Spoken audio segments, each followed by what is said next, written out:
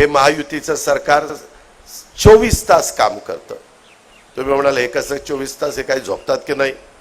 झोपणारे ते ठराविक वेळी झोपतात. होतं काय, मी पहाटे 4ला उठतो, माझं सगळं काही जे व्यायाम सगळं झालं, चालणं वगैरे, त्याच्यामुळं मी 4 पासून माझ्या कामाला सुरुवात करतो. मी रात्री साधारण 10-11 पर्यंत काम करत राहतो. आणि इतर 11 ते 4 काय, तर त्यावेळेस 11 ते 2 वाजेपर्यंत मुख्यमंत्र्यांचं काम चालतं.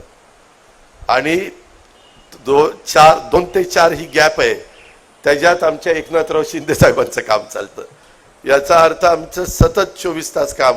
त्याच्यावर जरा अधिकाऱ्यांची पंचायत होती, त्याच्यावर आज जरा सकाळी सकाळी, पण मला समाधान आहे, प्रकाशराव पण सुरुवातीलाच आले होते आणि तुम्ही सगळेजण वेळेत आला, त्याबद्दल तुमचं मनापासून कौतुक, मनापासून अभिनंदन.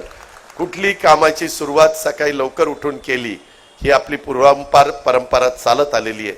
उत्साह असतो, नवी सकाळची पहाट जरा चांगली असते आणि त्याच्यातनं कामाचा उरक होतो.